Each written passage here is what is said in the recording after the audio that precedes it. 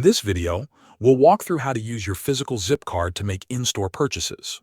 Your physical Zip card works nearly anywhere Visa is accepted. Keep in mind, it only works for in-store purchases, not online. There is no activation needed. Once the card arrives, it's ready to use. Here's how to make a purchase with your Zip card. Open the Zip app on your phone.